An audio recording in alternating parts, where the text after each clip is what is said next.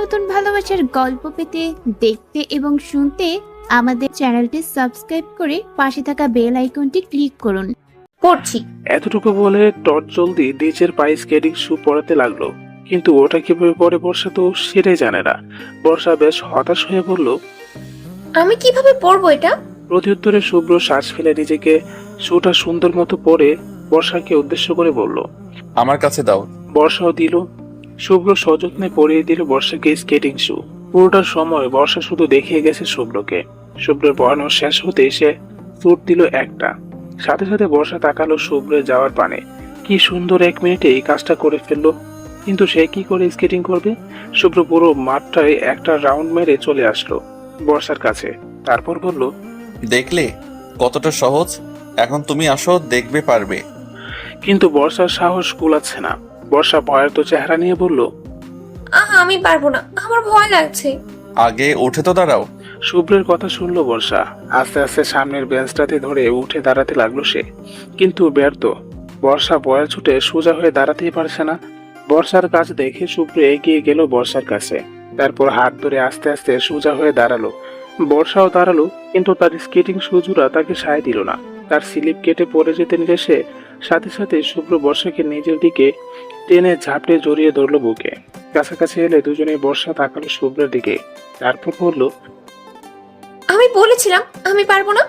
প্রত্যুত্তরে শুভ্রও বলে উঠল, আমিও তো বলেছিলাম আমি আছি।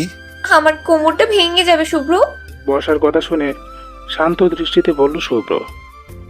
কিচ্ছু হবে না, জাস্ট ট্রাই ইট। শুভ্রের কথা শুনে ভীষণ ভালো লাগা কাজ করলো বর্ষার ভিতরে। এক বুক সাহস নিয়ে বলল সে। ঠিক আছে। উত্তরে হাসে শুভ্র। তারপর আস্তে আস্তে বর্ষাকে নিজে থেকে ছাড়িয়ে সোজা করে দাঁড় করায়। বর্ষাও দাঁড়ায়। পরে যেতে নিলে শুভ্রকে ঝাপড়ে ধরে সে। শুভ্র ধরে এরকম পরপর 2 বার হওয়ার পর 3 বারের বার সক্ষম হয়ে বর্ষা। বর্ষা দাঁড়াতেই বর্ষার হাত ধরে এগিয়ে যেতে নেয় শুভ্র। গোলাকার বৃত্তের মতো এই সরু জায়গায় গোল হয়ে ঘুরতে থাকে শুভ্র বর্ষা। বেশ লাগছে বর্ষা শুভ্রর সাথে হাত ধরে স্কেটিং করতে। মাঝে 2-1 বার পরে যেতে নেয় সে, কিন্তু শুভ্র সামলে নেয়। অতঃপর হাসাহাসি, লাফালাফি আর ঘোরাঘুরি করতে করতে স্কেটিং ক্লাবে কাটলো তাদের পুরো 1 ঘন্টা। পুরো 1 ঘন্টা যেন বর্ষার স্বপ্নের মতো কাটলো। রেলিং এর ভিতরে একদম কর্নারের সেই বেঞ্চটাতে চুপচাপ বসে আছে বর্ষা। ঠোঁটে রয়েছে তার মিষ্টি হাসি। ভীষণ ভালো লাগা কাজ করছে তার ভিতর। এমন সময় হাতে 2 কাপ কফি নিয়ে এগিয়ে আসতে লাগলো শুভ্র। শুভ্রকে দেখেই মুচকি হাসলো বর্ষা। শুভ্র বর্ষার পাশে বসে 1 কাপ কফি এগিয়ে দিল বর্ষাকে।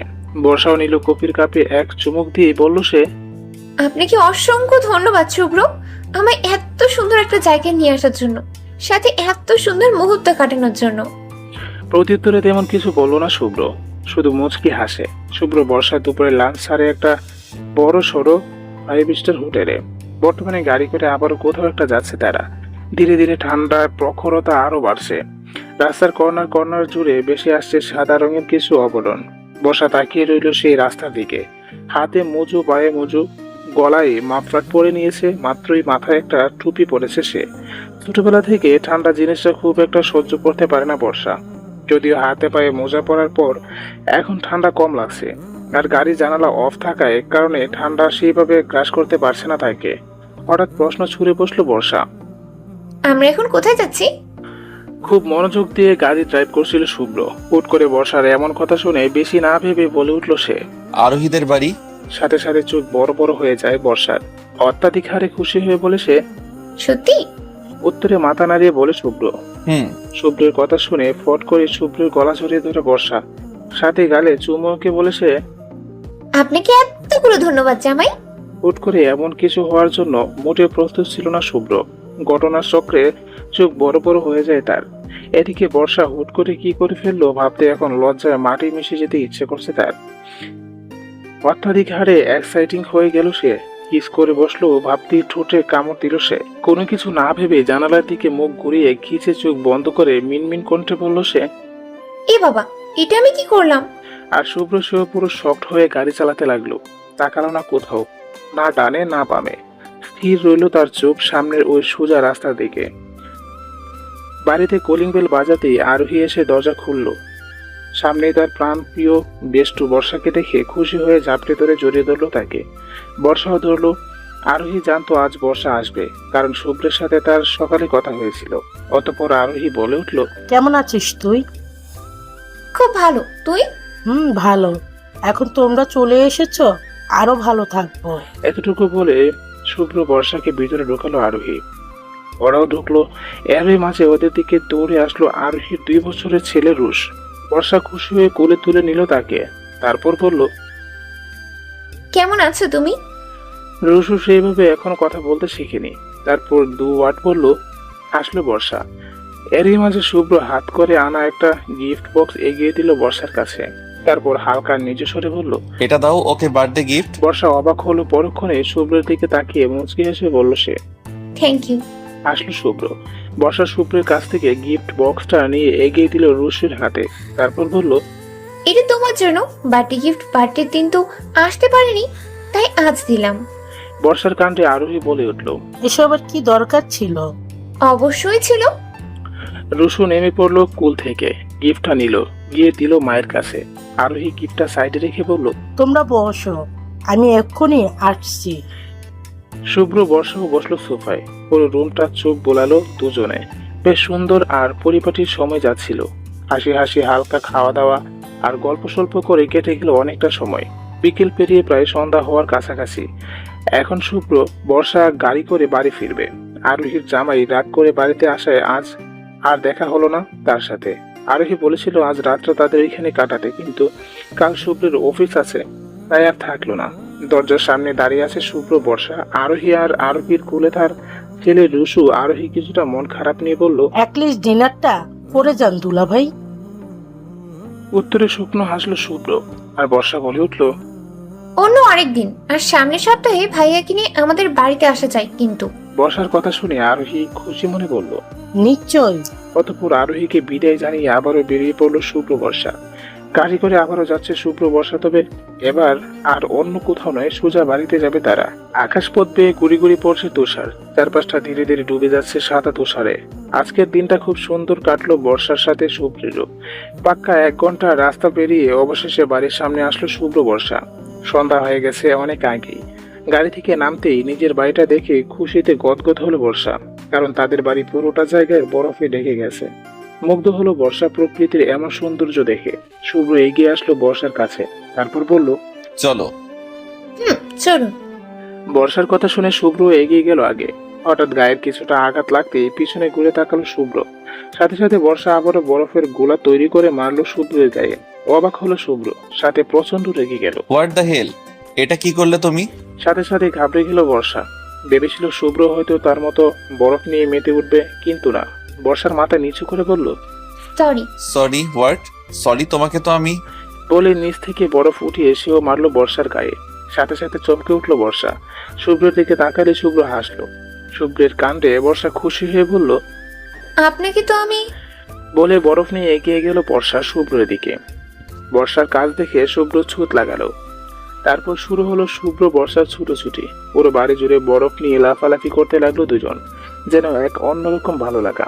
হঠাৎ পায়ের স্লিপ কেটে শুভ্রের গায়ের উপর পড়ে যায় বর্ষা।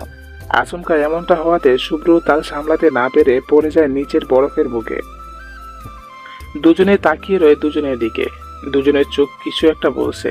তবে কি এবার ভালোবাসা হবে শুভ্র বর্ষার মাঝে? করবে কি নতুন কিছু, নাকি আবারও আসবে কোনো দোয়াশায় ঘেরা দূরত্ব? রাতের জ্যোৎস্না ভরা আলো, জানালার দুদিকে থাকা সাদা পর্দা দুটো উঠছে বরাঙ্গর। জানালা দিয়ে রাতের ওই জ্যোৎস্না ভরা আকাশের বুকে থাকা চাঁদ মামাটাকে দেখা যাচ্ছে স্পষ্ট। তারাও জ্বলছে তার চারদিকে। বাতাসের তীব্রতায় টেবিল জুড়ে থাকা কিছু শুকনো পৃষ্ঠারা উড়ে কিছুক্ষণ পর পর বাইরে থাকা আলোকিত ল্যাম্পপোস্টটাও নির্ঘুম কাটাচ্ছে খুব। গাছের পাতারাও নড়ে চড়ে উঠছে হঠাৎ আনমনে। নিরালায় প্রকৃতির এই মুগ্ধতা বর্তমানে প্রকৃতির মাঝে রয়েছে অটুট। কেউ দেখছে না, কারণ সবাই যে এখন গভীর ঘুমে। সবার সাথে সাথে আর একজন মগ্ন তখন ঘুমে, আর সে হলো হিয়া। নিজের রুমে খাটের উপর পাশ দিয়ে থাকা টেবিলের কাছে ডায়েরিটা বুকে মাথায় দিয়ে চোখ বুজে ঘুমিয়ে আছে হিয়া নীরবে। গভীর স্বপ্ন দেখছে সে। এমন সময় একটা স্বপ্ন এসে স্বপ্ন পূরণ করা প্রায় দায় তার জন্য। এমন সময় মোবাইলের মেসেজ অপশনটা বেজে উঠলো। কেউ লিখলো, বেশি ভেবো না প্রিয়দর্শিনী, তুমি আর তোমার স্বপ্ন দুটোকেই আমি আমার করে নিব। সরু চোখে হিম শীতল এই ঠান্ডার মৌসুমের মাঝে তাকিয়ে আছে বর্ষা শুভ্রের চোখের দিকে। শুভ্র তাকিয়ে আছে।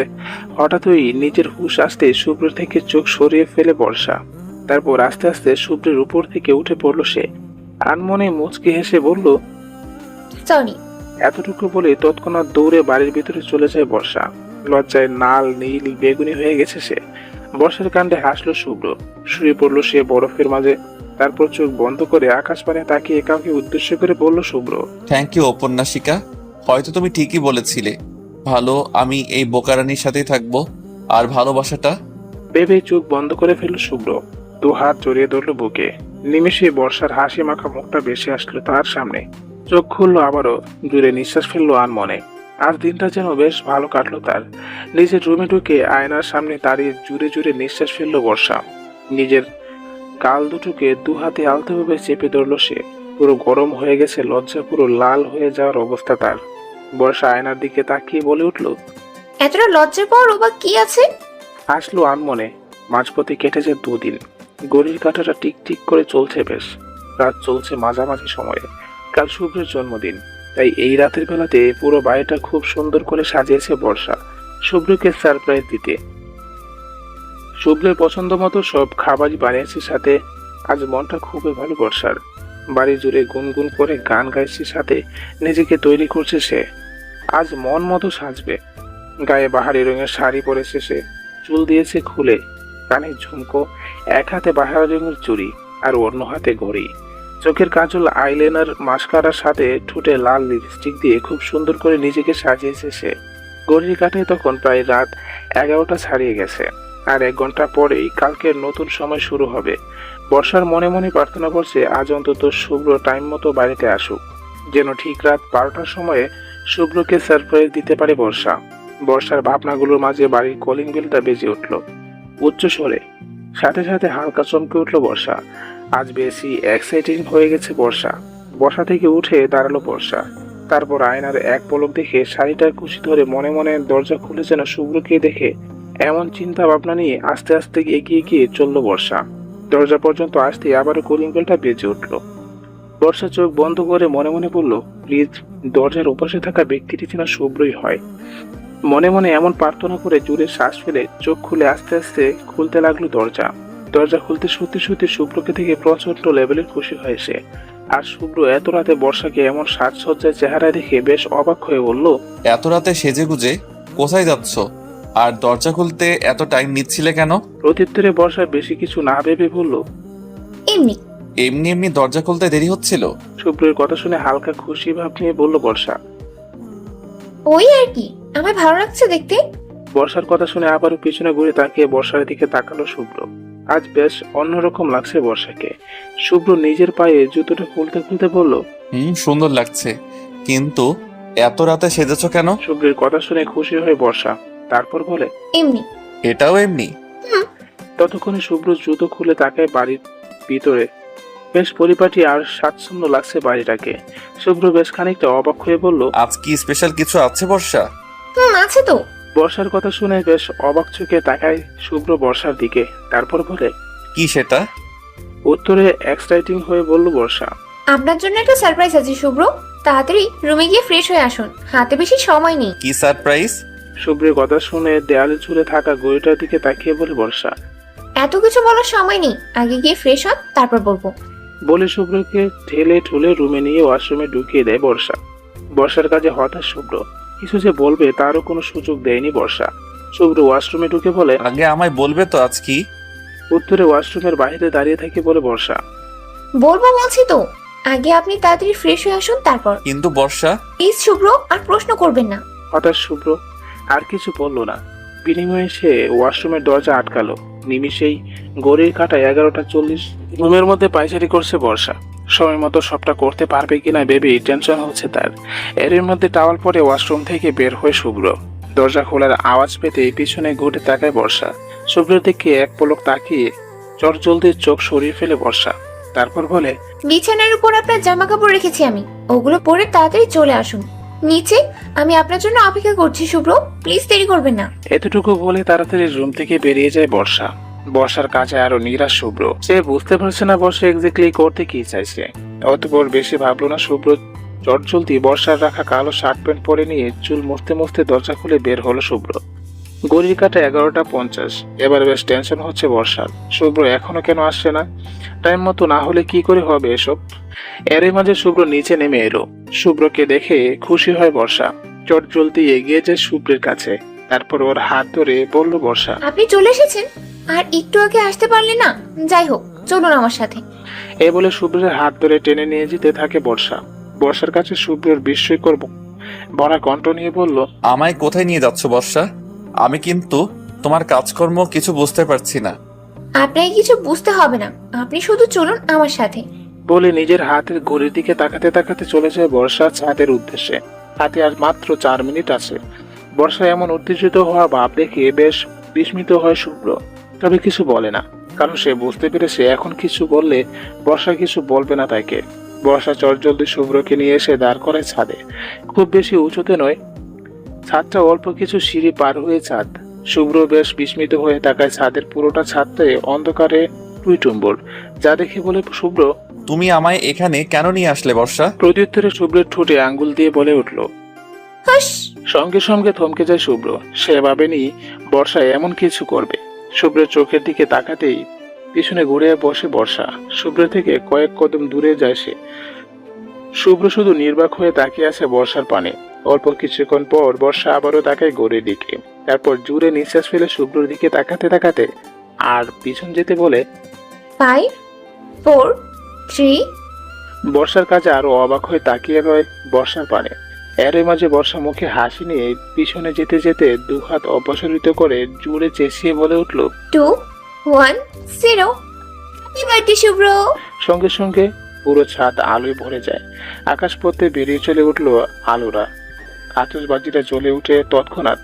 সাথে আকাশপথে বড় বড় ইংরেজি অক্ষরে লেখা ওঠে হ্যাপি বার্থডে শুভ্র। পুরো ছাদটায় লাইটিং করার সাথে লাভের বেলুন দিয়ে সাজানো।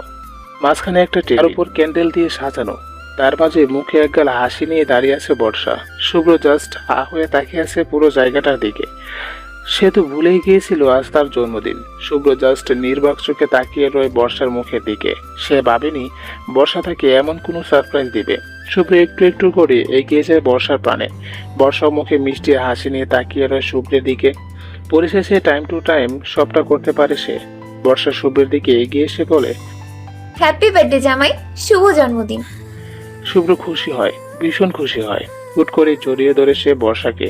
তারপর বলে, থ্যাংক ইউ। শুভ্রের কাছে প্রথমত চমকে উঠল, পরক্ষণে নিজেকে সামলে নেয় বর্ষা। কিছু বলে না, শুধু মুচকি হাসে। আলোকিত ছাদ, লাইটিং করা দেয়াল, বেলুনে ভর্তি আশপাশ, সাথে রঙিন করে সাজানো এই টেবিলের পাশে দাঁড়িয়ে আছে শুভ্র বর্ষা। তাদের সামনে রয়েছে বিশাল বড় একটা কেক, যেটা নিজ হাতে তৈরি করেছে বর্ষা। হঠাৎ টেবিলের নিচ থেকে একটা গিফট বক্স বের করে মুচকি হেসে এগিয়ে দিল বর্ষা শুভ্রের দিকে। তারপর বলল, এটা আপনার জন্য, অনেক খুঁজে বের করেছি, দেখে নিবেন তো পরে, স্পেশাল কিছু আছে আপনার জন্য।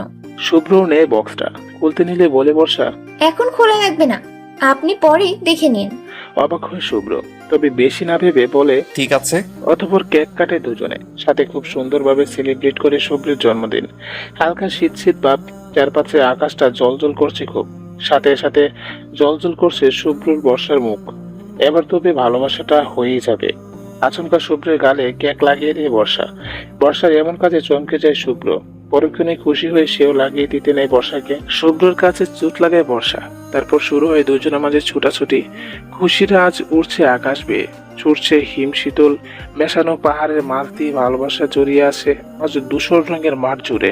ছুটছে জোড়া দুই পাখি নিজেদের অজান্তেই, ভালোবাসার রঙিন পাখনা দিয়ে। তবে কি দোসরাটা নিববে আজ শ্রাবণের পথ দিয়ে? অজানা আনমনে কথাগুলো লিখলো হিয়া ডায়েরির পৃষ্ঠা জুড়ে। খোলা জমিনের মাঝে উঁচু এক গাছের নিচে বসে আছে হিয়া। চারপাশে দিয়ে ধেই ধেই করে আসছে বাতাস। বাতাসে হিয়ার চুল উঠছে। হঠাৎ হঠাৎ আনমনে অনায়াসে মাথার উপর দিয়ে আচমকা উড়ে গেল বিশাল এক প্লেন। হিয়া তাকালো সেদিকে। আনমনে হাসলো নিজের অজান্তে।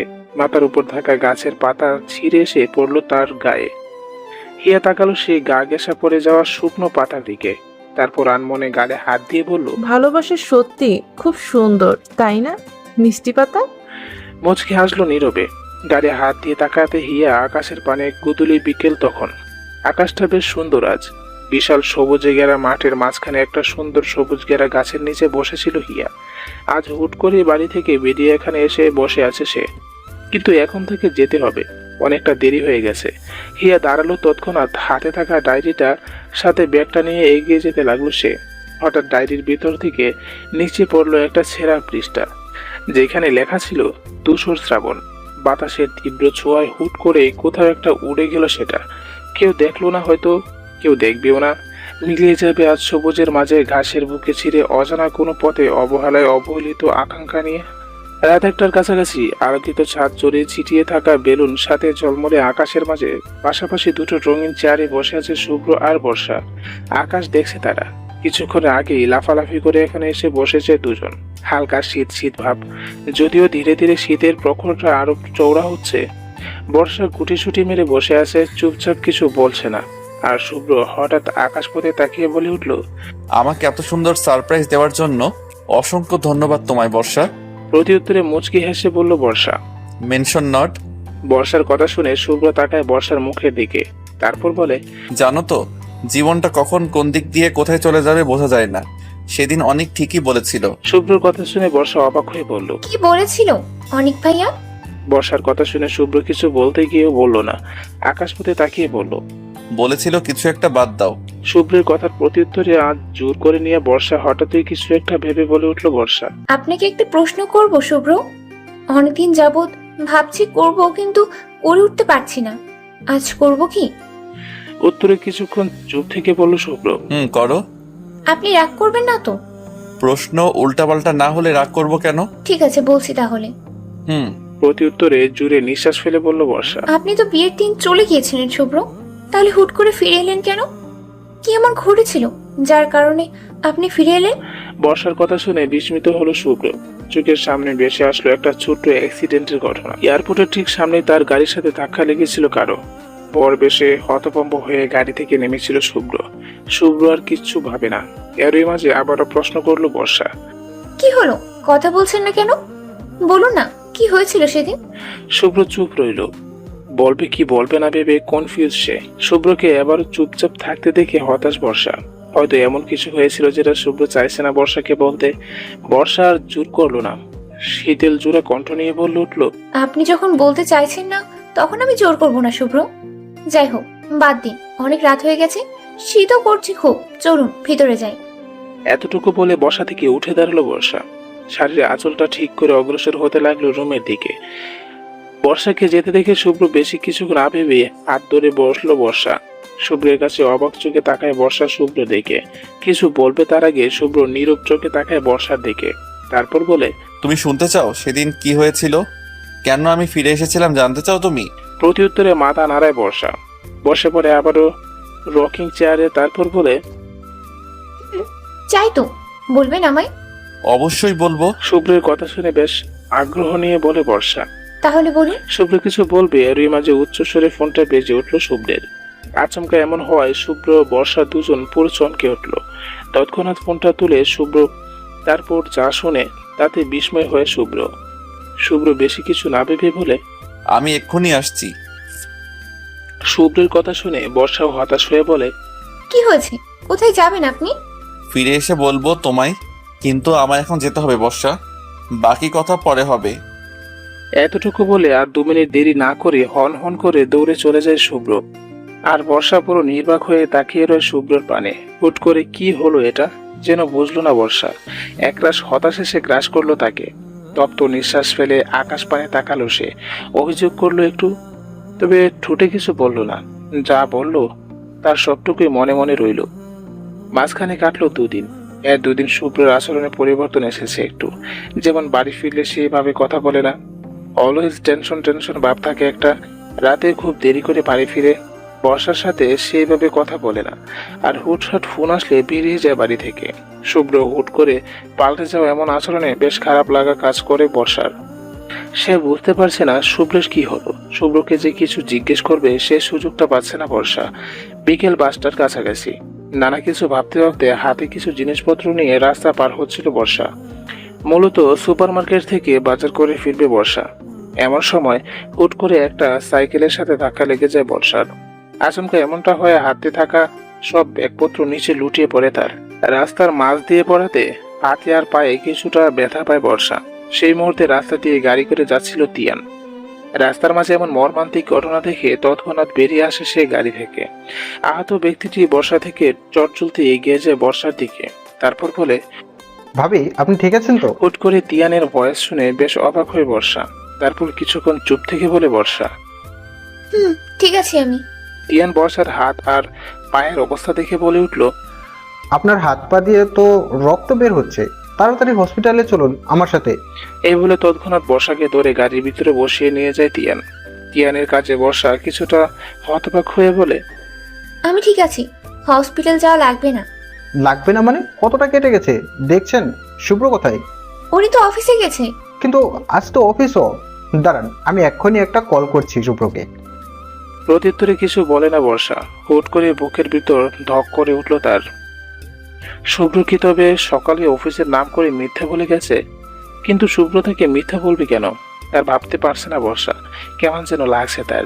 এদিকে তিয়ান শুভ্রকে লাগাতার কল করে কোনো লাভ হচ্ছে না। রিং বাজতেছে ঠিকই, কিন্তু শুভ্র ফোন তুলছে না।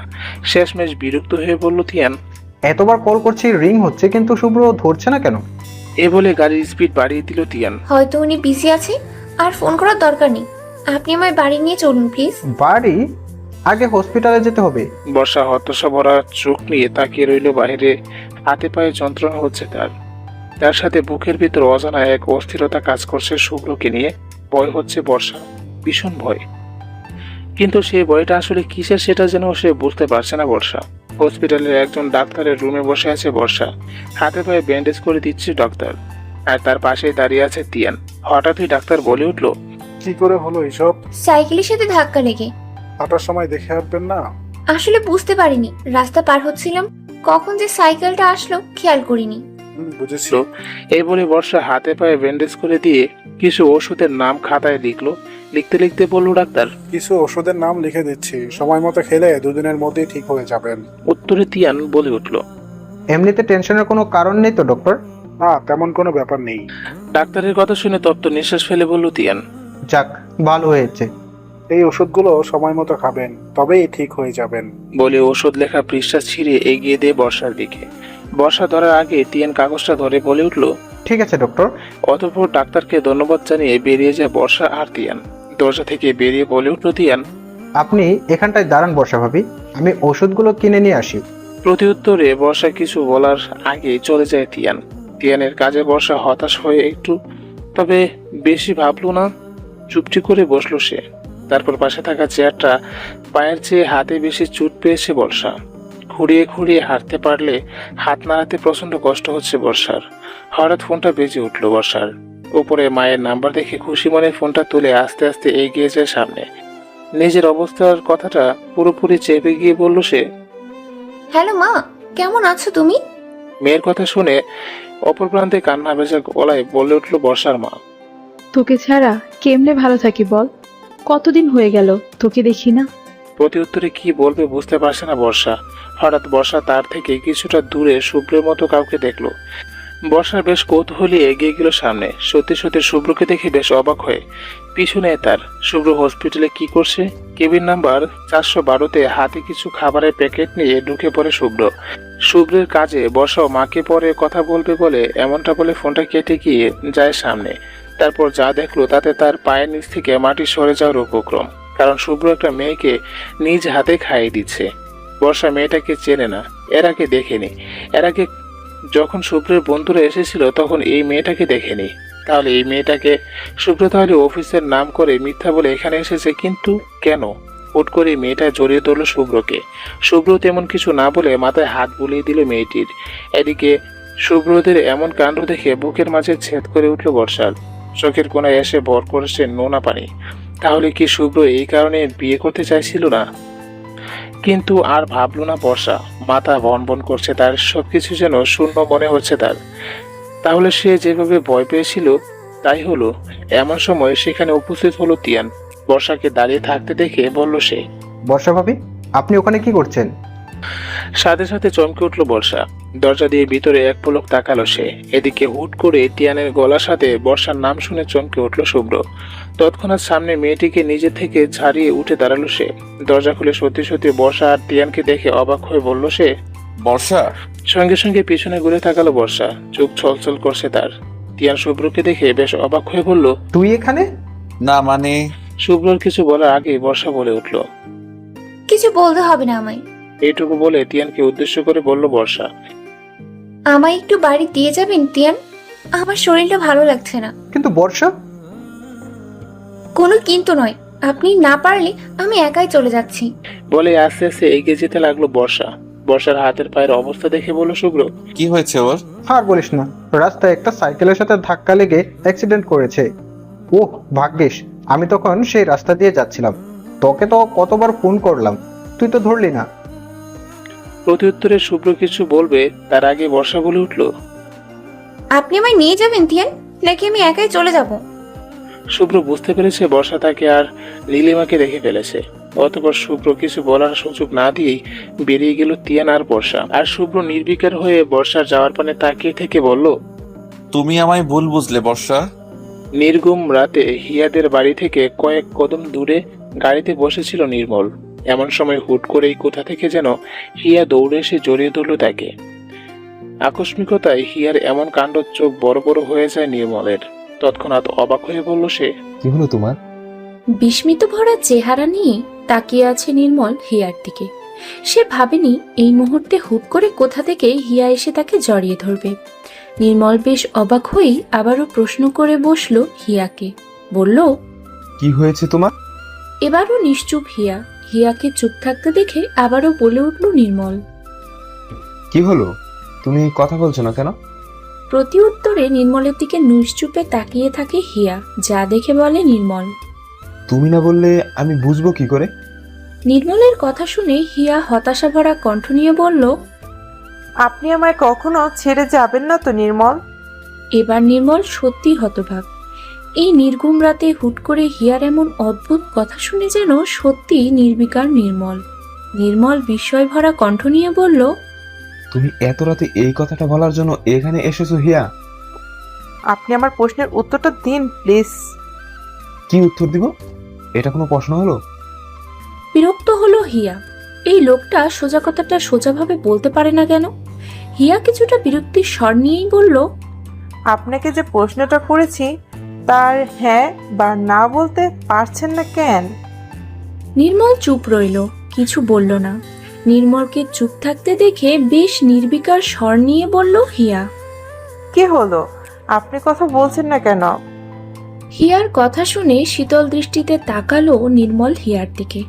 তারপর ওর দুগাল চেপে ধরে শীতল কণ্ঠে বলল, কি হয়েছে তোমার?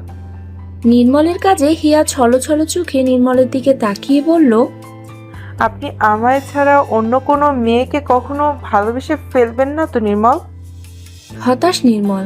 এই মেয়ের নির্ঘাত মাথা খারাপ হয়ে গেছে, না হলে কি সব ভুলভাল বকছে। নির্মল হতাশা ভরা চেহারা নিয়েই বলল, তোমার কি মাথা খারাপ হয়ে গেছে হিয়া?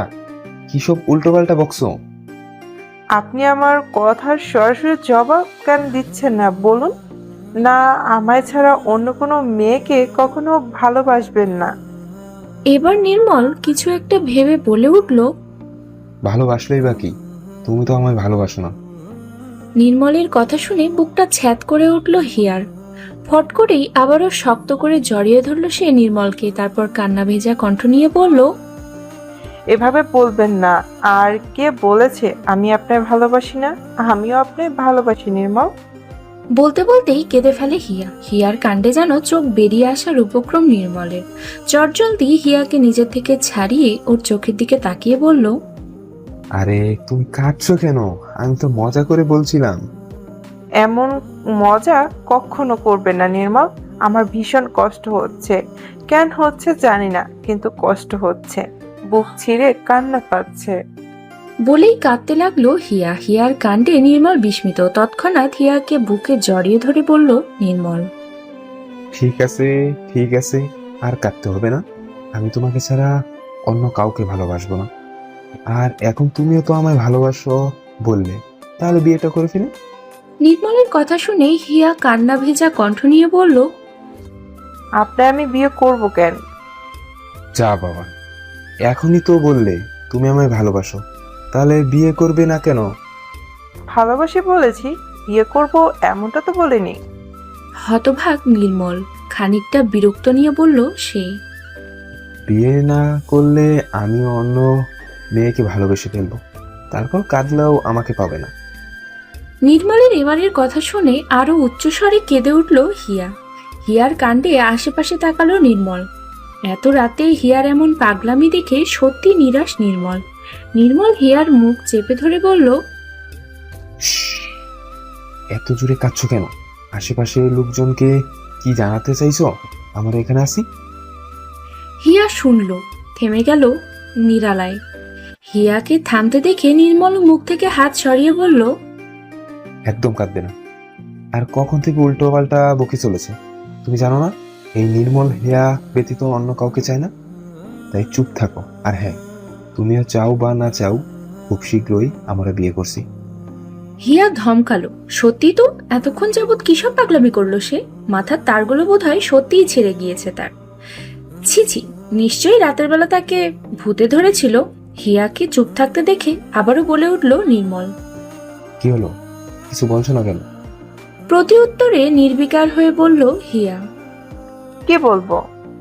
কিছু বলতে হবে না, শুধু এটা বলো, আজ রাতে কি এখানে থাকার পরিকল্পনা করছো? বাড়ি যাবে না, নাকি আমাকে ছাড়া আর থাকতে পারছো না? বলেই হেসে ফেলে নির্মল। নির্মলের হাসিতেই চোখ আটকে যায় হিয়ার। লোকটা কি সুন্দর হাসে। হিয়াকে নিজের দিকে তাকিয়ে থাকতে দেখে নিজের হাসি থামিয়ে বলল নির্মল। কি দেখছো? নির্মলের কথা শুনে হিয়া আনমনেই বলে উঠল, আপনাকে। সঙ্গে সঙ্গেই চমকালো নির্মল। মুচকি হাসলো নীরবে। দূরত্ব কমিয়ে কাছাকাছি হলো দুজন। নির্মল হিয়ার কানের কাছে মুখ নিয়ে শীতল ভেজা কণ্ঠ নিয়ে বলল, তুমি যে আমাতে বড় আসক্ত হয়ে গেছো তা কি তুমি জানো? চমকে উঠল হিয়া। নির্বিকার চোখে তাকালো সে নির্মলের চোখের দিকে। হিয়া তাকাতেই আবারও বলে উঠল নির্মল, এত প্রেমে পড়ো না প্রিয়দর্শিনী, পরে কিন্তু বিপদে পড়ে যাবে। প্রতিবার নির্মলের এমন শীতল ভেজা কথা শুনে চুপ থাকলেও এবার আর চুপ থাকলো না হিয়া। আনমনেই বলে উঠল সে। আপনি পড়েছেন কি বিপদে? হাসলো নির্মল, তারপর বলল, পড়েছি বলেই না তোমায় সাবধান করছি। আবারও থেমে গেল হিয়া। এই লোকটার সাথে কথা বলে কোনো কালেই পেরে ওঠেনি হিয়া। আজও তার ব্যতিক্রম কিছুই হলো না। থেমে গেল হিয়া, আর কিছুই বলল না। এমনিতেই নিজের পাগলিমিতে নিজেই লজ্জিত আজ। আকাশটা কালো, মেঘ জমেছে অল্প। যদিও সময়টা বিকেল পেরিয়ে সন্ধ্যার কাছাকাছি, চারপাশে শীতল ভেজা বাতাস বইছে খুব। গাছের পাতারাও নড়ে চড়ে উঠছে বারংবার।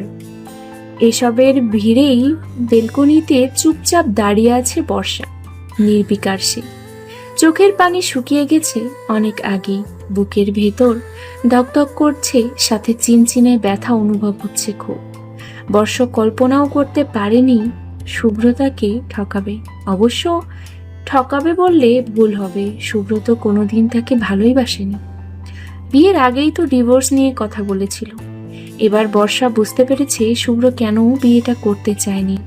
শুভ্র তাকে ঠকায়নি, সুব্রত এই বিয়েটাই করতেই চায়নি। তাহলে শুভ্র কি করে ঠকালো? পরিবারের চাপে পড়ে তাকে বিয়ে করতে বাধ্য হয়েছে এক প্রকার বলা যায়। এই মুহূর্তে বর্ষার মনে হচ্ছে শুভ্র সেদিন ফিরে না আসলেই ভালো হতো। কিন্তু সেদিন তো শুভ্র চলে যাওয়াতে বড্ড অভিমান হয়েছিল তার বেলা। বর্ষা ভাবল, অনেক কিছুই ভাবল। মাথার ভিতরে হাজার হাজার কথা যেন কিলবিল করছে তার। শুভ্র তাকে ঠকায়নি। শুভ্রের দোষ দিলে একদমই ভুল হবে। তার কোনো রাইট নেই শুভ্রকে কিছু বলার। সব গল্পই যে বিয়ের পরে তার স্বামী তার স্ত্রীকে ভালোবাসবে এমনটা নাও হতে পারে। দুদিন আগেও শুভ্রের আচরণে মনে হয়েছিল বর্ষার শুভ্র হয়তো নিজের অজান্তেই ভালোবেসে ফেলেছে তাকে। কিন্তু না, তার ধারণা ভুল ছিল। শুভ্র কোনো কালেই তাকে ভালোবাসেনি, হয়তো কোনোদিন ভালোবাসবেও না। এমন সময় সেখানে দৌড়ে আসলো শুভ্র। বর্ষার দিকে এগিয়ে এসে হতভম্ব গলায় বলল সে। বর্ষা, সাথে সাথেই ছলো ছলো চোখে পিছনে ঘুরে তাকালো বর্ষা। বর্ষাকে তাকাতে দেখে শুভ্র বলে উঠল। তুমি যা দেখেছো। আর কিছু বলার আগেই হাত দেখিয়ে থামিয়ে দেয় বর্ষা শুভ্রকে। তারপর বলে, আমি কি আপনাকে কিছু বলেছি শুভ্র? তাহলে কৈফিয়ত কেন দিচ্ছেন? কিন্তু বর্ষা, আপনার কোনো দোষ নেই শুভ্র, সব দোষ আমার। আর তার থেকেও বড় কথা, আমি হলাম আপনার জীবনের উটকো ঝামেলা। আমার জন্য আপনি কতবার আঘাত পেয়েছেন বলুন তো? তুমি আমায় ভুল বুঝছো বর্ষা। ভুল ঠিক জানি না, আমার এখন ভালো লাগছে না, আমি রুমে গেলাম। এতটুকু বলেই চলে যেতে নেয় বর্ষা। বর্ষাকে যেতে দেখে শুভ্র হাত ধরে বসে বর্ষার। তারপরে বলে, আমার কথাটা তো শুনবে একবার। আপনাকে কিছু বলতে হবে না শুভ্র। তুমি আবারও আমায় ভুল বুঝছো বর্ষা। আমার কথাগুলো শুনলে আমি জানি তুমি বুঝবে আমায়, তাই প্লিজ একবার আমার কথাটা শোনো। শুভ্রের কথা শুনলো এবার। নির্বিকার স্বরেই বলল সে। ঠিক আছে, বলুন তবে। আসলে বর্ষা হয়েছে কি, শুভ্র আর কিছু বলার আগেই সশব্দে ফোনটা বেজে উঠল তার। সঙ্গে সঙ্গেই চমকে উঠল শুভ্র। তৎক্ষণাৎ ফোনটা হাতে নিল সে। হসপিটাল থেকেই ফোন এসেছে। শুভ্র একবার বর্ষা তো একবার ফোনটার দিকে তাকাচ্ছে। বর্ষা বুঝলো বিষয়টা। নিজের হাতটা শুভ্রের থেকে ছাড়িয়ে বলল, আমরা পরে কথা বলবো। এতটুকু বলে তৎক্ষণাৎ জায়গা ত্যাগ করলো সে। আর শুভ্র পুরো হতাশ হয়ে দাঁড়িয়ে রইল কিছুক্ষণ। এরই মাঝে ফোনটা কেটে আবারও বেজে উঠল। শুভ্র নির্বিকার হয়েই ফোনটা তুলে বলল, আসছি আমি। মাঝপথে কেটে যায় কয়েকটা দিন। এই কয়েকটা দিনে শুভ্র বর্ষার দূরত্ব বেড়ে গেছে আরো। কারোর সাথেই কথা হয় না তেমন। শুভ্র অনেকবার অনেক কিছু বলতে চেয়েও বলতে পারে না, যার দরুন দূরত্ব যেন আগের চেয়েও বেশি বেড়ে গেছে তাদের মাঝে। পরিস্থিতি এমন যে শুভ্র চাইলেও কিছু করতে পারছে না। এয়ারপোর্টে নিজের ব্যাগপত্র নিয়ে দাঁড়িয়ে আছে বর্ষা। আজ বাংলাদেশ যাবে সে। এখানে থাকলে দম বন্ধ হয়ে মারা পড়বে। শুভ্রকে দেখলেও ভীষণ কষ্ট হয় তার। আর বাড়ি থেকে খবর এসেছে দাদুর শরীরটাও নাকি ঠিক নেই। তাই অনেক ভেবে সিদ্ধান্ত নিল বাংলাদেশ যাবে বর্ষা। তারপর শুভ্রকে মুক্তি দিয়ে দিবে। এভাবে তো আর চলতে দেয়া যায় না। নানা কিছু ভেবে তপ্ত নিঃশ্বাস ফেলে ঢুকে পড়ল বর্ষা এয়ারপোর্টের ভেতরে। গাড়ি থেকে বাড়ির উদ্দেশ্যে যাচ্ছে শুভ্র। মনটা আজ ভীষণ ফুরফুরে লাগছে তার। অবশেষে নিজের ঝামেলা মিটিয়ে বেরিয়ে আসতে পেরেছে সে। শুভ্র ভেবেই নিয়েছে আজই বর্ষাকে সবকিছু বলে তাদের দূরত্ব হটিয়ে তার মনের কথা বলবে বর্ষাকে। অনেক হয়েছে, আর নয়। নানা কিছু ভেবে ফোনটা হাতে নিল শুভ্র। তারপর মেসেজ লিখল বর্ষাকে, আমি আসছি। তোমাকে আমার মনের সব কথা আজই বলবো বোকারানি। হসপিটালের মেয়েটা কে ছিল, কেন আমি বিয়ের দিন ফিরে এসেছিলাম, কেন তোমায় বিয়ে করেছি, সব বলবো আমি। অনেক হয়েছে দূরত্ব, আর নয়। এবার সব শেষ করার সময় এসেছে। অপেক্ষায় থেকো, আমি আসছি। বলেই মেসেজটা পাঠিয়ে দিল শুভ্র বর্ষার নাম্বারে। অন্যদিকে মেসেজ এসেছে ঠিকই, কিন্তু সেটা দেখার আগেই নিজের মোবাইলটা অফ করে ব্যাগে ভরে নিল বর্ষা। তারপর এগিয়ে গেল সে নিজের গন্তব্যের দিকে। হতভম্ব হয়ে দাঁড়িয়ে আছে শুভ্র তার আর বর্ষার রুমের বিছানার পাশ দিয়ে। সে ভাবতেও পারেনি শেষ মুহূর্তে এসে এমন কিছু ঘটবে। বর্ষা চলে যাবে, তাও তাকে কিছু না জানিয়ে। কয়েক মুহূর্ত আগেই বাড়ি এসে রুমে ঢুকে শুভ্র বর্ষার নাম নিয়ে ডাকে অনেকবার, কিন্তু বর্ষার কোনো সাড়া শব্দ না পেয়ে বুকটা কেমন যেন করে ওঠে তার। পুরো বাড়ি জুড়ে খুঁজে বর্ষাকে, কিন্তু পায় না। পরক্ষণেই টেবিলের উপরে একটা চিঠি লেখা দেখে পড়ে সেটা। সেখানে লেখা ছিল, প্রিয় শুভ্র, আমি জানি এভাবে হুট করে আপনি কিছু না বলে চলে যাওয়াটা হয়তো আমার উচিত হয়নি, কিন্তু বিশ্বাস করুন আমি আর পারছি না। আপনার আমার দূরত্ব যেন দিলে দিলে শেষ করে দিচ্ছে আমায়। তাই নিজেকে বাঁচাতে আর আপনাকে মুক্তি দিতে চলে যাচ্ছি আমি। ভালো থাকবেন। আর হ্যাঁ, ভয় পাওয়ার কিছু নেই। আমি বাড়িতে কাউকে কিচ্ছু বলবো না। আপনার কোনো দোষ নেই। আপনি তো বিয়ের আগেই ডিভোর্স দিয়েছিলেন। আমার আফসোস একটাই, আপনি বিয়ের আগে সব কথাগুলো বলেননি আমায়। শুধু বলেছিলেন আমায় আপনার পছন্দ নয়। যাই হোক, ভালো থাকবেন। শুনেছি দাদু নাকি খুব অসুস্থ, যার জন্য বিয়েটা করেছিলাম সেই মানুষটাই অসুস্থ হয়েছে আবার। তবে আজ একটা কথা আপনাকে না বললেই নয়। আপনাকে বিয়ে করার কারণ শুধু একটা ছিল না, দাদুর অসুস্থতা। আসলে আমি সেই ছোটবেলা থেকেই ভালোবাসতাম। আপনাকে নিয়ে হাজার স্বপ্ন বুনেছি আমি। সেদিন আপনাকে যে বার্থডে সারপ্রাইজ দিয়েছিলাম সেটাও আমার একটা স্বপ্ন ছিল বলতে পারেন।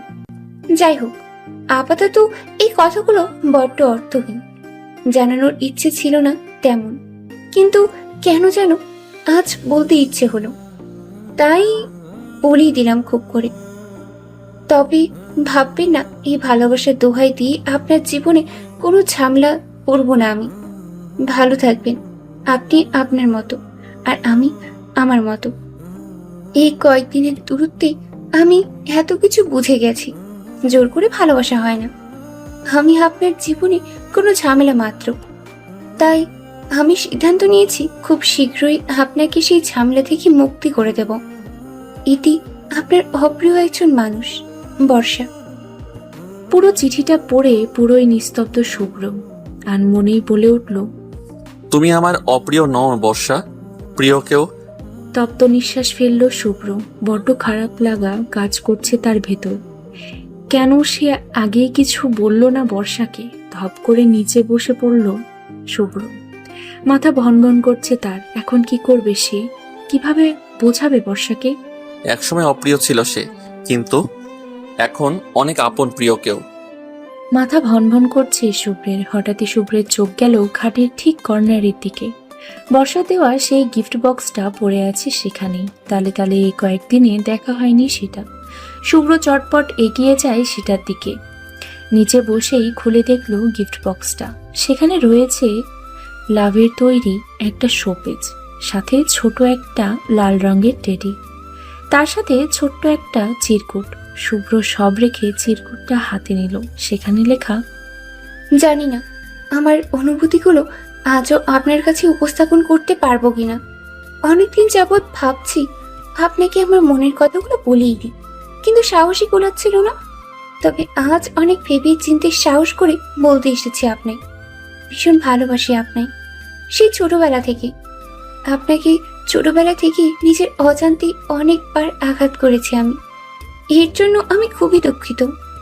জানি না আপনি কোনোদিনও আমায় ভালোবাসবেন কিনা, তবে আমি বাসি, ভীষণ বাসি, বড্ড ভালোবাসি আপনাকে।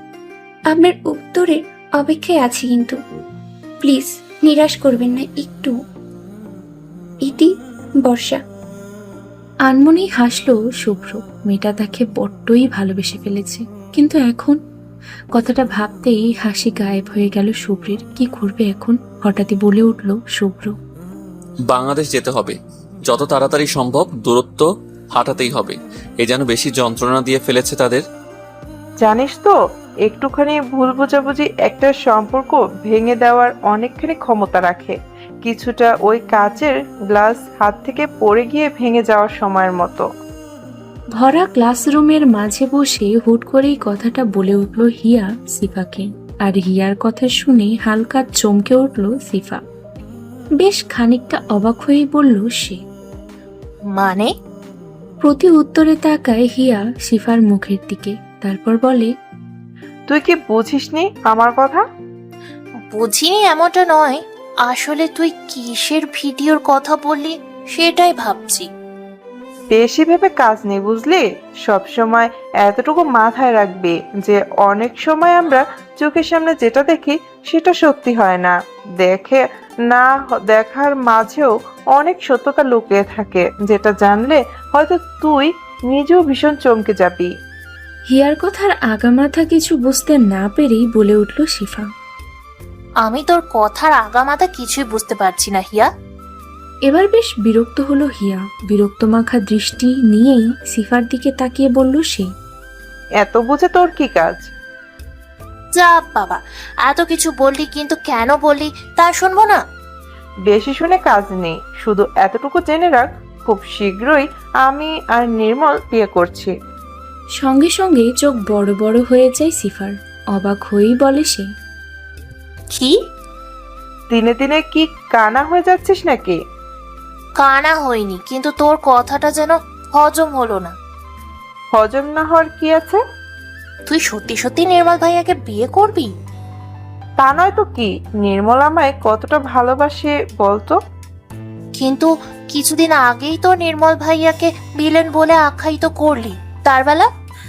ওগুলো সব পুরনো আর আগের কথা, জানিস না আগের দিন বাগে খায়। তার মানে তুইও?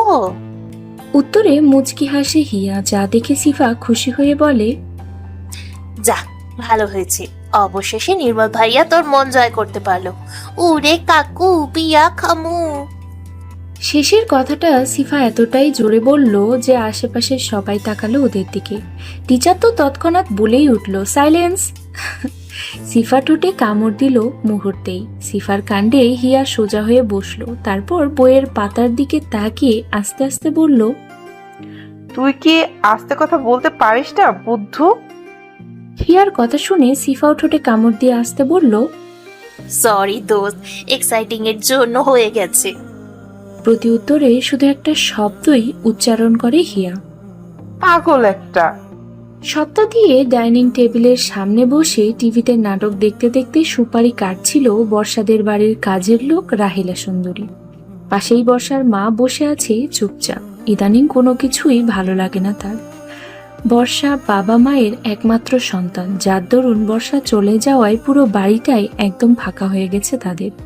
হঠাৎই রাহেলা সুন্দরী বলে উঠল, আচ্ছা আপা, এই যে বাংলা নাটকগুলা খালি নায়ক লইয়া টানাটানি করে, কামটা কি ঠিক করে কোন? বিয়ে হয়ে গেছে, তারপরও এক লগে 2-3টা মাইয়া নায়কের লইয়া টানাটানি করে। ওই হেতি গো, দেশে কি পোড়ার অভাব পড়ছে নাকি? আমগো গ্রামে কতগুলো বেডা আছে, এখনো বিয়ে করে নাই, ওদের পিছনে গুড়গুড় করলেও তো হয়।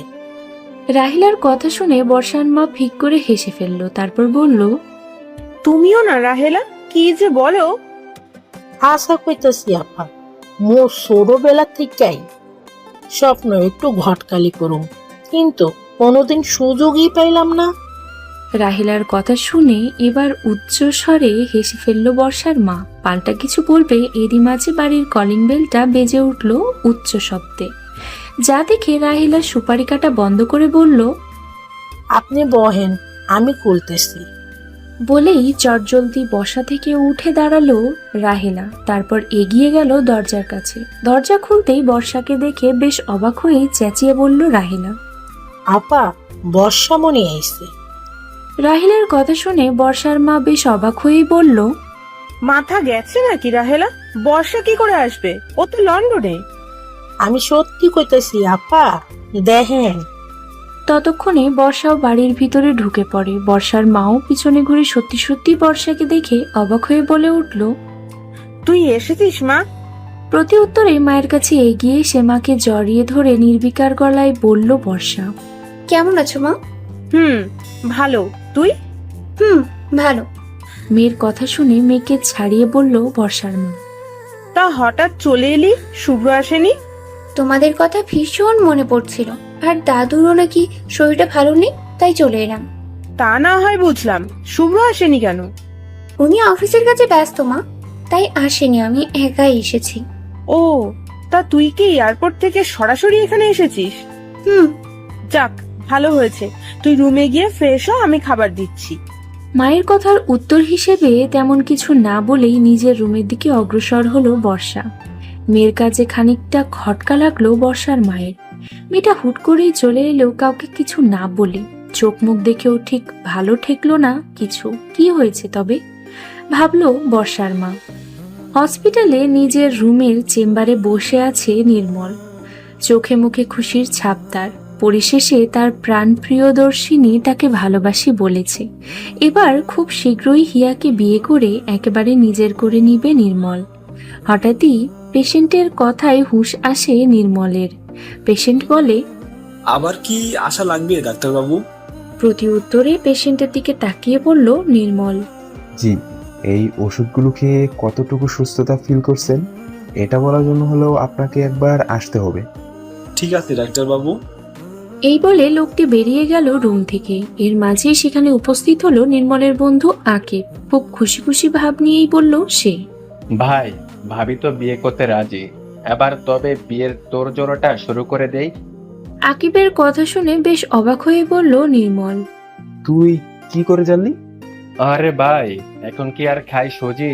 আপনার হাবভাব দেখলে হলেও অনেক কিছু বুঝি। হাসল নির্মল। আশ্চর্য, তার হাবভাব কি বলে দিচ্ছে হিয়া তাকে বিয়ে করতে রাজি হয়ে গেছে। নির্মল লজ্জা পাচ্ছে, চোখে মুখে স্পষ্ট লজ্জার ছাপ। নির্মলের কাণ্ডে আকিব হেসেই বলে উঠল, আরে ভাই, এত লজ্জা পেলে চলবে কোন? আমি মোটেও লজ্জা পাচ্ছি না। আপনার চোখ তো তা বলছে না ভাই। তুই আবার কবে থেকে চোখ পড়তে শুরু করলি? এই তো ভাই, মাত্রই। তুই যাবি এখান থেকে? হাসলো আকিব। প্রথমবার নির্মলের পেছনে লাগার সুযোগ পেয়েছে সে। এত সহজে ছেড়ে দিলে চলে নাকি? আকিব হেসেই বলল, তা ভাই, আপনার বাসর ঘরের বিছানার চাদরটাকে কালার দিলে ভালো হবে। বাইকটা কালার, নাকি রং চা খাওয়ার পর নিচের চা পাতা পড়লে যে কালারটা হয় ওই কালার? তবে আপনি চাইলে আমি সিলভার কালারটাও দিতে পারি ভাই। নির্মল মগ্ন ছিল হিয়াকে নিয়ে, তাই আকিবের কথা শুনে আনমনেই বলে উঠল নির্মল। বাইকটা কালারে দিস। পরক্ষণে কি বলল সেটা ভাবতেই চোখ বড় বড় করে বলল নির্মল। কি করলি তুই? সঙ্গে সঙ্গে উচ্চ স্বরে হেসে ফেলল আকিব। আকিবের হাসি দেখে তেড়ে আসলো নির্মল। তারপরে বলল, মজা নিচ্ছিস আমার সাথে? তোরে তো আমি। সাথে সাথেই আকিব হাসতে হাসতে দৌড়ে বেরিয়ে গেল রুম থেকে। আকিব যেতেই থেমে গিয়ে বসে পড়ল নির্মল। মাথাটা বোধহয় সত্যি সত্যিই গেছে তার। হঠাৎই দরজা খুলে আবারও বলে উঠল আকিব, ভাই, আমি যেমনই পারি আপনার জন্য বাইকটা কালারের বিছানার চাদর কিনেই ছাড়বো, যতই হোক। আপনার বাসর ঘর বলে কথা। রেগে যায় নির্মল। দ্বিতীয়বারের মতো আকিবের দিকে তেড়ে যেতে যেতে বলে, দাঁড়া, তোর বাইকটা কালার বাইর করছি আমি। নির্মলের কথা শুনেই পগার পার আকিব। তাকে আর পাইকে, তবে বাইকটা কালার চাদর মাস্ট চাই তার। অন্ধকার রাত, আকাশটা নির্বিকার প্রায়। আর এই নির্বিকার আকাশের ভিড়েই বেলকুনিতে চুপচাপ বসে আছে শুভ্র, হাতে তার সিগারেট। সচরাচর এসব খায় না শুভ্র, কিন্তু আজ খাচ্ছে। নিজের ভুলের জন্য নিজেকেই অপরাধী মনে হচ্ছে শুভ্রের, সাথে কষ্টও পেতে হচ্ছে খুব। বর্ষা তাকে ছেড়ে চলে গেছে মাত্র কয়েক ঘন্টাই তো হলো, কিন্তু এই কয়েক ঘন্টায় শুভ্রকে বর্ষার শূন্যতা ফিল করাচ্ছে হাড়ে হাড়ে। পোকারানি বড্ড বেশি কষ্ট দিয়ে গেছে তাকে। শুভ্র বুঝতে পারছে না এই মুহূর্তে তার ঠিক কি করা উচিত। বাংলাদেশ গেলেই কি সব সমস্যার সমাধান হয়ে যাবে তার? কিন্তু বর্ষা কি বুঝবে তাকে? বুঝে উঠতে পারছে না শুভ্র। সবকিছু শূন্য শূন্য লাগছে কেমন। সিগারেটে আরেকবার টান দিল শুভ্র, ধোঁয়া উঠালো পরপর।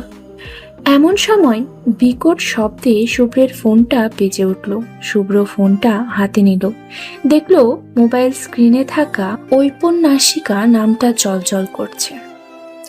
শুভ্র দেখলো নামটা, তাকিয়ে রইল মোবাইল স্ক্রিনের দিকে, কিন্তু ফোনটা তুলল না।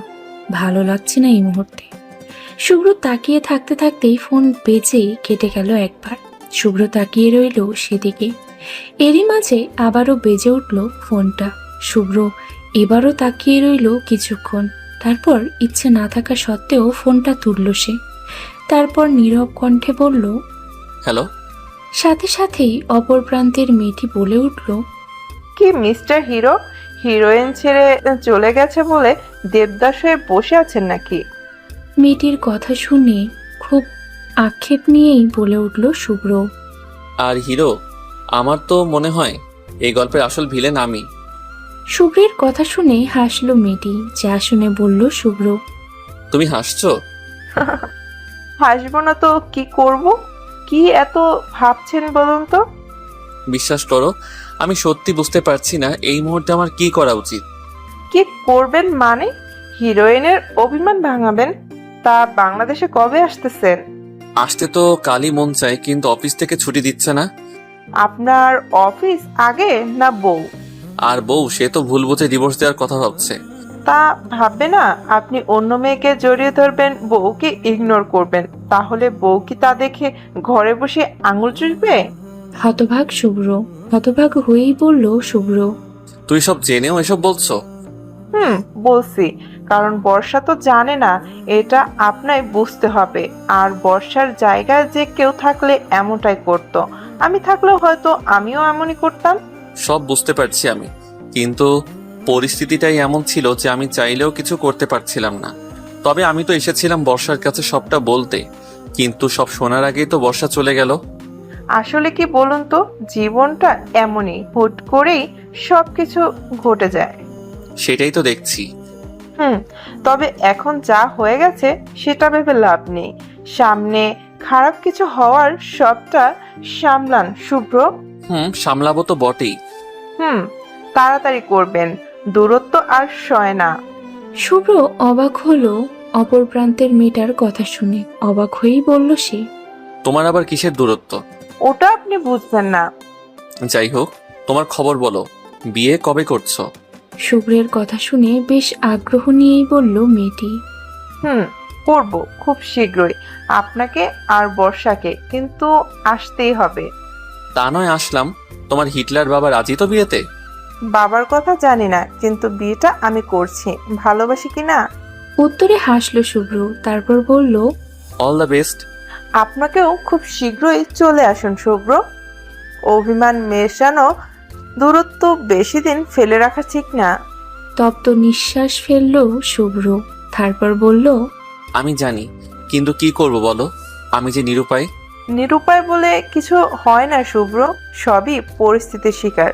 পরিস্থিতি নিয়ে তো অনেক দিন চললেন, এবার না হয় একটু বেরিয়ে আসুন নিজের প্রিয় মানুষের কাছ থেকে। বেশি দিন দূরে থাকা যায় না কিন্তু। তার বলতে? প্রতি উত্তরে কিছুক্ষণ চুপ থাকলো অপর প্রান্তের মেয়েটি, তারপর বলল, শুনুন, বেশি কষ্ট পাবেন না, বিয়ে করা বউ আপনার অধিকার খাটান আর নিয়ে আসুন নিজের কাছে। ভুল বোঝাবুঝি কাটান, দূরত্ব কমান, জীবন সুন্দর হবে। শুধু সিগারেটের ধোঁয়া উড়ালেই হবে নাকি?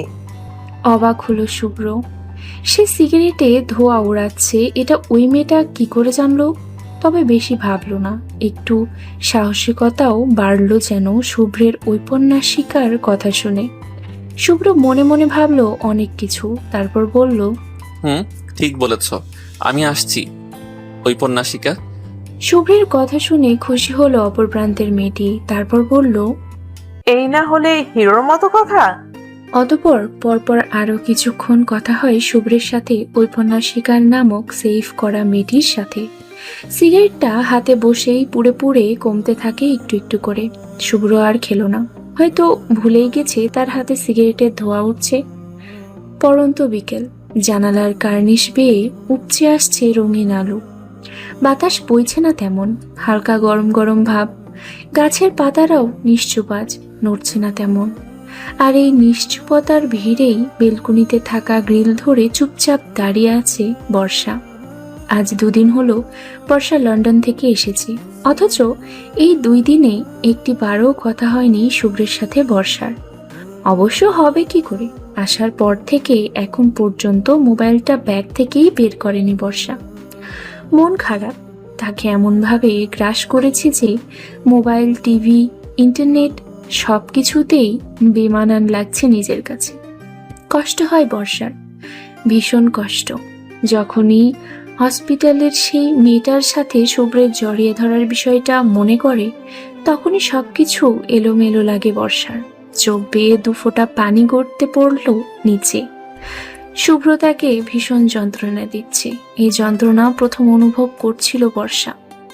সেই দিন শুভ্র রেস্টুরেন্টে বসে তাকে বিয়ে করার আগেই ডিভোর্সের শব্দটা উচ্চারণ করেছিল। তবে তখনকার যন্ত্রণার থেকেও এখন বেশি কষ্ট হচ্ছে বর্ষার। লন্ডনে সেই সব দিনগুলোর কথা ভাবলে আজও ভালোবাসার শীতল স্পর্শের কথা মনে পড়ে বর্ষার। সেই একসাথে জাহাজ ভ্রমণ, স্কেটিং করা, শুভ্রকে জ্বরের ঘোরে জড়িয়ে ধরা, তার সেবা করা, আর জন্মদিনের পার্টি, সবকিছুই যেন স্বপ্নের মতো ছিল বর্ষার। আর আজ সেই সব দিনগুলোর কথা ভাবলেও হৃদয়টা যেন ক্ষতবিক্ষত হয়ে যাচ্ছে বর্ষার। ভালোবাসা যে মানুষটাকে আনন্দ দেওয়ার পাশাপাশি গভীর যন্ত্রণাও দেয় তা হাড়ে হাড়ে টের পাচ্ছে বর্ষা। আর ভাবল না বর্ষা, কষ্ট হচ্ছে তার, ভীষণ কষ্ট। গ্রিল ছেড়ে রুমের দিকে হাঁটা দিল বর্ষা। আর ভালো লাগছে না। এমন সময় তার রুমে দৌড়ে আসলো শুভ্রতা। বর্ষাকে দেখেই চাপটে জড়িয়ে ধরল সে। তারপর উত্তেজিত কণ্ঠ নিয়ে বলল, ভাবি কেমন আছো তুমি? কতদিন পর তোমায় দেখলাম। আচমকা শুভ্রতাকে দেখে সাথে শুভ্রতার কাজে চমকে উঠল বর্ষা। পরক্ষণেই নিজেকে সামনে নিয়ে বলল সে, ভালো, তুমি? ভালো, কিন্তু আমি তোমার উপর রাগ করেছি ভাবি। শুভ্রতার কথা শুনে বর্ষা কিছুটা নির্বিকার গলায় বলল, কেন? কেন আবার? তুমি 2 দিন হলো বাংলাদেশে এসেছো, অথচ আমাদের বাড়ি যাওনি কেন? থমকে গেল বর্ষা। এবার কি বলবে সে? কিছুক্ষণ চুপ থেকে বলে উঠল বর্ষা, আসলে হয়েছে কি শুভ্রতা, শরীরটা আসার পর থেকেই ভালো না, তাই আর কি। আমি এসেছি দেশে দাদুকে দেখতে, অথচ দেখো তাকেই দেখতে যেতে পারছি না। শুভ্রতা শুনল, সাথে মেনেও নিল। বেশি না ভেবে বলল সে, আন্টির কাছে শুনেছি আমি। যাই হোক, আজ বাড়ি যাবে তো? ভাইয়া কিন্তু আসছে। এবার অবাক হলো বর্ষা। শুভ্র আসছে? কিন্তু কেন? ও হয়তো দাদুর জন্য। খানিকটা নিরাশা নিয়েই বলল বর্ষা, আমি আজ যাব না শুভ্রতা, পরে যাব, শরীরটা সত্যিই ভালো নেই। এমনটা করলে কিন্তু চলবে না। বারবার বলেছে তোমাকে যেন নিয়ে যাই আমি। আর মা তো রেগে আগুন হয়ে আছে, তুমি কেন আগে আমাদের বাড়িতে যাওনি তাই। আর দাদুর কথা কি বলবো, দাদু তো এখনো জানে না যে তুমি এসেছো। শুভ্রতার কথা শুনে মন খারাপ হলো বর্ষার। সবাই তার উপরে রেগে আছে। বর্ষার ভাবনার মাঝেই আবারও বলে উঠল শুভ্রতা, তুমি যাবে তো আমার সাথে ভাবি? বাড়িতে সবাই তোমার অপেক্ষা করছে। প্রতি উত্তরে কিছুক্ষণ চুপ থেকে বলল বর্ষা। খুশি হলো শুভ্রতা। তারপর বর্ষার গলা জড়িয়ে ধরে বলল সে, থ্যাংক ইউ ভাবি। উত্তরে শুকনো হাসে বর্ষা। হঠাৎই শুভ্রতা বলে উঠল, তোমার সাথে কিছু সিক্রেট কথা আছে ভাবি। শুভ্রতার কথা শুনে বেশ বিস্মিত ভরা কণ্ঠ নিয়ে বলল বর্ষা, সেটা কি? বাড়ি গিয়ে বলবো। সকাল থেকেই রান্নাঘরে বসে আছে হিয়া। স্পেশাল কিছু রান্না করছে সে। জীবনে ফার্স্ট টাইম রান্না করছে হিয়া, তাও নির্মলের জন্য। যদিও হিয়া জানে না রান্নাটা কেমন হবে, তারপরও চেষ্টা করছে সে। আর মেয়ের এমন কাজে চরম অবাক হিয়ার মা। যে মেয়ে কখনো রান্নার রও শিখতে চায়নি, সেই মেয়ে আজ রান্না করছে। ভাবলেই মাথাটা চক্কর দিয়ে উঠছে হিয়ার মার। মেয়েটা পাগল টাগল হয়ে গেল কিনা সেটাই ভাবছেন উনি। রান্নাঘরে যেন কেউ না ঢোকে সেই জন্য দড়ি দিয়ে আটকে দিয়েছে হিয়া। অতঃপর ঘেমে নিয়ে একাকার হয়ে রান্না কমপ্লিট করলো হিয়া। তারপর সেগুলো টিফিন বক্সে ভরে টেবিলে সুন্দর মতো গুছিয়ে রাখলো। তারপর কাউকে কিছু না বলেই চলে যায় হিয়া ওয়াশরুমে। এরপর ফ্রেশ হয়ে সুন্দর মতো সেজে গুজে সোজা চলে যাবে হিয়া নির্মলের হাসপাতালে। আজ বড়সড় একটা সারপ্রাইজ দিবে সে নির্মলকে। এদিকে মেয়ের কাণ্ডে অবাক প্রায় হিয়ার মা। মেয়ের কাণ্ড কারখানা সব যেন তার মাথার উপর দিয়ে যাচ্ছে। হাসপাতালে নিজের চেম্বারে বসেছিল নির্মল। এমন সময় চোখে মোটা ফ্রেমের চশমা, পেস্ট কালার 3 পিস, খোলা চুল, হাতে সাদা রঙের চুড়ি আর ঠোঁটে হালকা লিপস্টিক দিয়ে হাজির হলো হিয়া। হাতে তার টিফিন বক্স। হিয়া দরজার সামনে দাঁড়িয়ে তাকালো নির্মলের দিকে, তারপর বলল, আসবো। হাঁ হয়ে তাকিয়ে আছে নির্মল হিয়ার দিকে। সে ভাবেনি এই মুহূর্তে বা এই সময়ে হিয়া আসবে তার কাছে। নির্মল বেশ খানিকটা অবাক হয়েই বলল, তুমি এখানে? প্রতি উত্তরে তেমন কিছু না ভেবেই ভিতরে ঢুকতে ঢুকতে সাথে মুচকি হেসে বলে উঠল হিয়া, আমি কেন আসতে পারি না বুঝি? না, তা হবে কেন? তাহলে বলছেন কেন? প্রতি উত্তরে কি জবাব দিবে বুঝতে পারছে না নির্মল। অন্যদিকে হিয়া ভিতরে ঢুকে দরজা আটকে চলে যায় নির্মলের সামনে। তারপর ব্যাগ থেকে টিফিন বক্সটা বের করে রাখে টেবিলের উপরে। টিফিন বক্সের পাশাপাশি প্লেট আর চামচও এনেছে হিয়া, যার দরুন সেগুলো বের করেও রাখে হিয়া টেবিলের উপরে। হিয়ার কাণ্ডে অবাক নির্মল। হিয়া কি করছে সব যেন তার মাথার উপর দিয়ে যাচ্ছে। এরই মাঝে হিয়া বলে উঠল, লাঞ্চ করছেন আপনি? হিয়ার কাজ দেখতেই মগ্ন ছিল নির্মল, তাই হিয়ার কথাটা ঠিকভাবে শুনতে না পেয়েই বলে উঠল। কি? নির্মলের কথা শুনে তাকায় হিয়া নির্মলের দিকে, তারপর বলে, বলছি লাঞ্চ করেছেন আপনি? ও না, এখনো করা হয়নি। নির্মলের কথা শুনে ঠোঁটে হাসি ফুটে উঠল হিয়ার। খুশি হয়েই বলল সে, খুব ভালো হয়েছে, আমি আপনার জন্য নিজ হাতে রান্না করে এনেছি, এই দেখুন। বলেই বিরিয়ানি আর মুরগির রোস্টটা দেখালো হিয়া। হিয়ার কাণ্ডে এবার সত্যি সত্যিই যেন অবাকের চরম সীমানায় পৌঁছে গেছে নির্মল। তার জন্য রান্না করে নিয়ে এসেছে হিয়া। কথাটা ভাবতেই এক বুক ভালো লাগায় সে গ্রাস করলো নির্মলকে। নির্মল প্রচন্ড খুশি হয়ে বলে উঠল, তুমি আমার জন্য রান্না করে নিয়ে এসেছো হিয়া? নির্মলের কথা শুনে প্লেটে খাবার বাড়তে বাড়তেই বলে উঠল হিয়া। নির্মল খুশি হলো, প্রচন্ড বেগেই খুশি হলো। তার সাথে এটাও বুঝে গেল হিয়া তাকে প্রচন্ড বেগে ভালোবেসে ফেলেছে।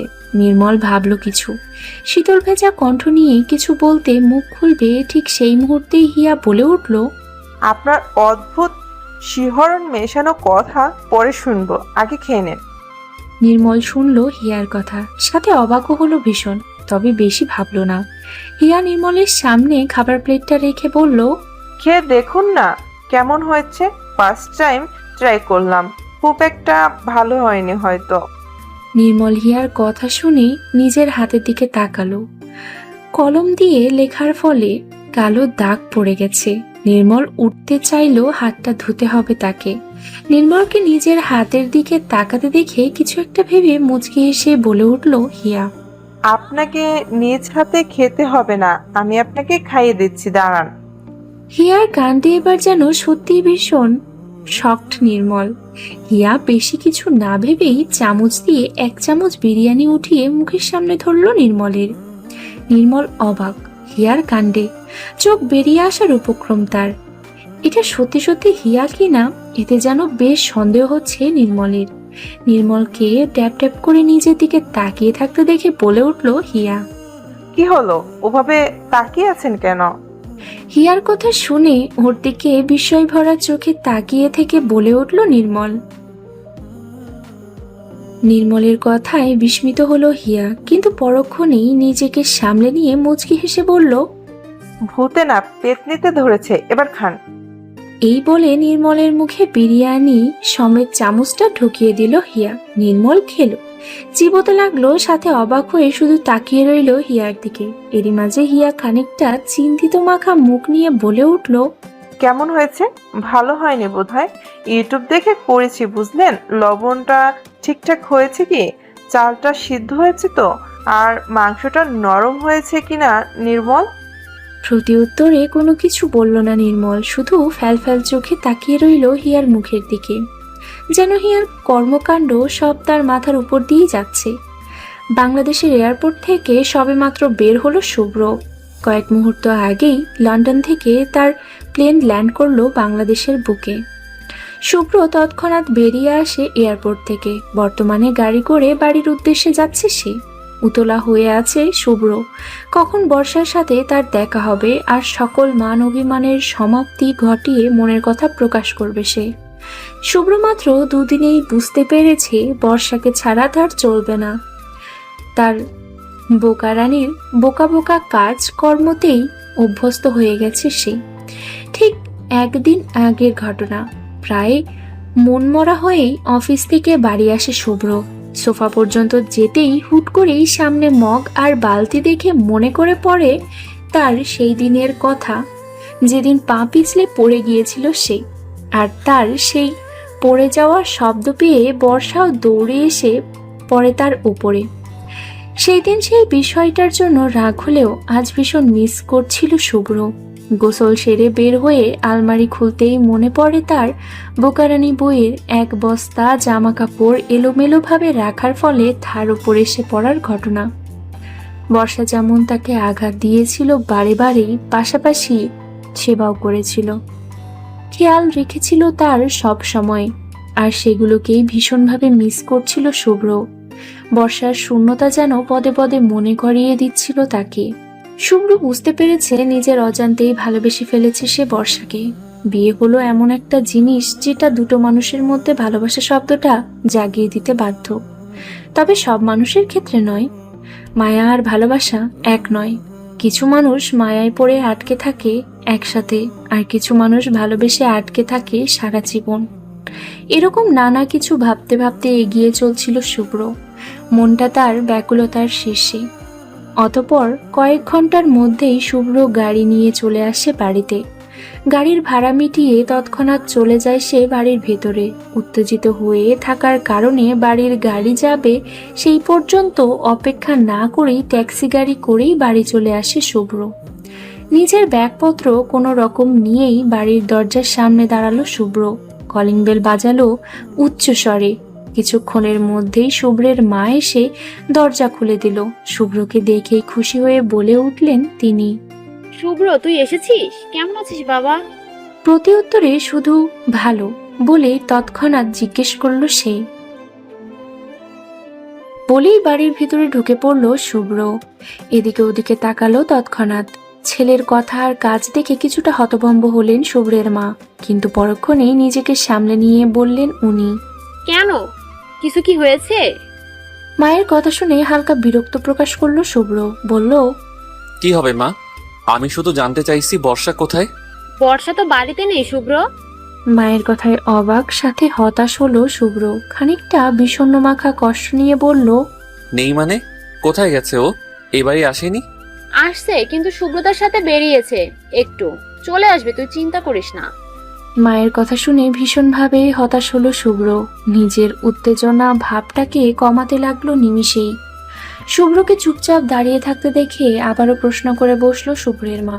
কিছু কি হয়েছে তোর সাথে বর্ষার? প্রতি উত্তরে নিরাশা ভরা দৃষ্টি রেখে বলে উঠল শুভ্র। কি হবে মা, আমি রুমে গেলাম, ভালো লাগছে না। বলেই নিজের ব্যাগপত্র নিয়ে সিঁড়ি বেয়ে উপরে চলে গেল শুভ্র। আর শুভ্রের মা কিছুক্ষণ হতাশ চোখে ছেলের যাওয়ার পানে তাকিয়ে থেকে পরক্ষণেই কিছু একটা ভেবে মুচকি হাসলেন।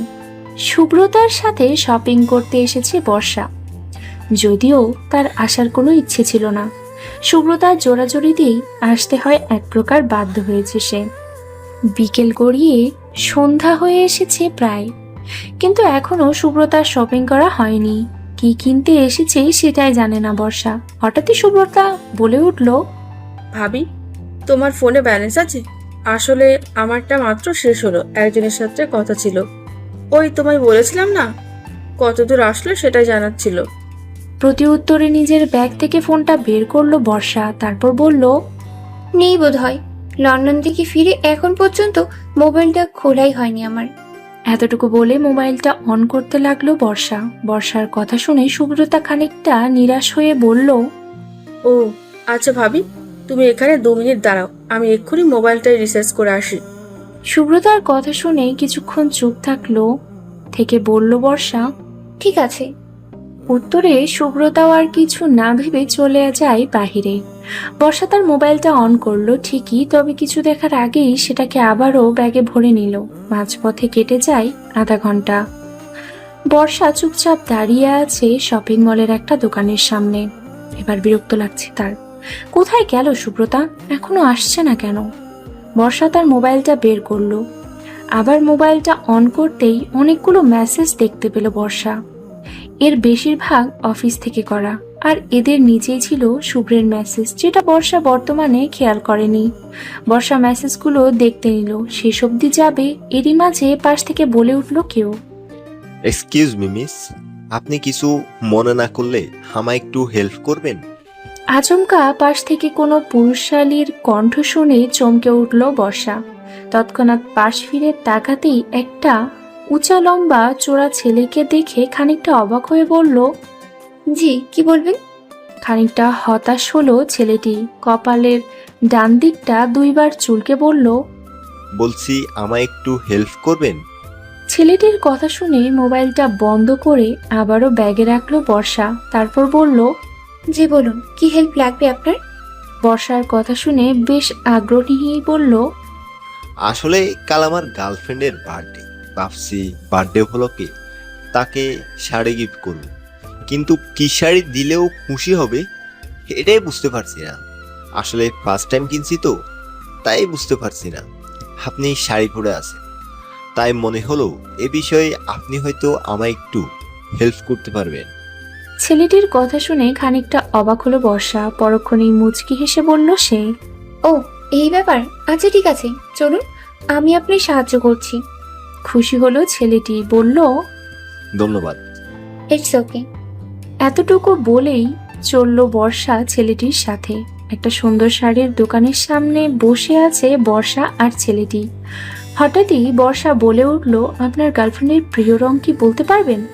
বর্ষার কথা শুনে 2 সেকেন্ড টাইম নিয়ে বলে উঠল ছেলেটি, জি, গোলাপি। ও ঠিক আছে। এই বলে দোকানদারকে উদ্দেশ্য করে বলল বর্ষা। আপনারাও ভালো থাকবেন, সুস্থ থাকবেন। আজকের মতো বিদায় নিচ্ছি, ধন্যবাদ।